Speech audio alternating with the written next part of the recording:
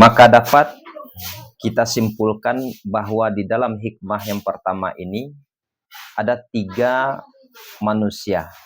Yang pertama al-ubad, yang kedua al-muridun, yang ketiga al-arif. Al-ubad adalah ahli ibadah. Mereka meyakini bahwa ibadah mereka yang akan menyampaikan mereka ke dalam surga. Mereka meyakini bahwa ibadah mereka yang akan menghantarkan mereka masuk ke dalam surga Allah. Ibadah yang mereka kerjakan yang akan mendatangkan nikmat-nikmat rezeki kepada mereka. Dan mereka meyakini bahwa ibadah mereka lah yang akan menyelamatkan mereka daripada azab Allah atau neraka. Nah, ini pemikiran yang ada dalam ahli ibadah. Seorang ahli ibadah yang tidak disertai dengan ilmu tasawuf, ilmu untuk mengenal Allah tadi. Yang kedua, ada namanya al-muridun. Ya. Al-muridun, orang yang menempuh jalan kesufian atau orang yang berjalan menuju kepada Allah. Ya, al-murid. Jadi murid ini adalah orang yang meyakini bahwa ibadah yang mereka kerjakan akan menyampaikan mereka kepada Allah.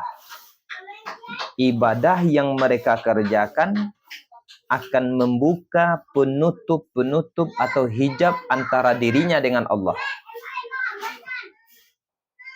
Ibadah yang mereka kerjakan akan menghasilkan kondisi-kondisi kebaikan di dalam batin mereka. Kebaikan yang sampai kepada mereka adalah faktor ibadah mereka. Kedua-duanya ini, teman-teman, ini dilarang di dalam agama kita. Kenapa kita tidak boleh memandang kepada amalan? Karena itu adalah penyebab untuk memandang diri sendiri. Nah, kalau kita memandang diri kita sendiri, maka kita lupa kepada Allah. Inilah yang dilarang di dalam agama kita. Maka wa kullahuma, kedua-duanya itu mazmumun. Kedua-duanya itu antara al-ubad dengan al-murid itu dicela. Artinya jangan kita sampai berpahamkan seperti itu. Amalan kita yang akan menyampaikan kita ke dalam surga Allah. Amalan kita yang menjadi penyebab sampainya kita kepada Allah. Jangan sampai amalan kita yang akan menyampaikan kita kepada Allah. Jangan sampai terfikirkan di dalam kepala kita seperti itu, teman-teman. Kenapa? Karena itu adalah awal kita akan memandang diri kita sendiri lupa kepada Allah. Yang seharusnya bagaimana pikiran kita? Yang seharusnya adalah kita berdiri di makamnya al-arif. Berdiri di makamnya al-arif. Al-arif itu, orang arif itu bagaimana? Orang yang tidak melihat. Nah, itu al-arif. Orang yang tidak melihat bagi diri mereka akan sesuatu pun. Sehingga mereka berpegang atasnya itu sesuatu.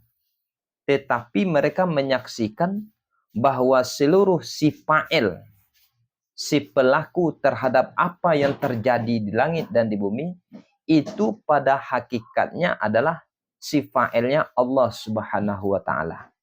Tidak ada lain daripada Allah. Nah, inilah pemahaman. Artinya seluruh af'al adalah af'al Allah. Perbuatan-perbuatan yang terjadi di langit dan di bumi seluruhnya adalah perbuatan Allah. Maka di sini kita harus hati-hati betul. Jangan kita sampai dalam pandangan makrifat kita sedikit pun kita tidak mampu terhadap diri kita sendiri dan terhadap diri orang lain.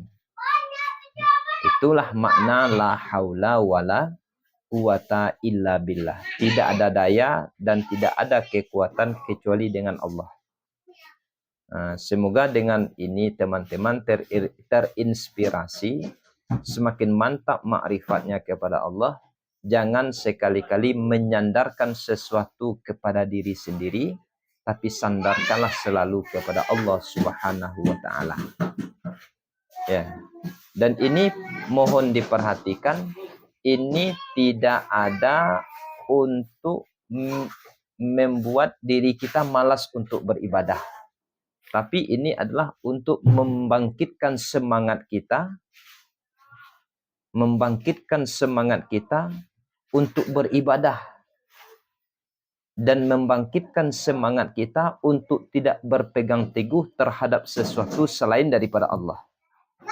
Nah, jangan kita berpegang teguh terhadap amal kita. Jangan kita berpegang teguh terhadap diri kita, tapi berpegang teguhlah terhadap Allah Subhanahu wa taala, zat yang menguasai diri kita sendiri, zat yang menguasai langit dan bumi. Selalulah berpegang dengan rahmat Allah, insya Allah kita akan selamat dunia dan akhirat. Semoga bermanfaat. Assalamualaikum warahmatullahi wabarakatuh.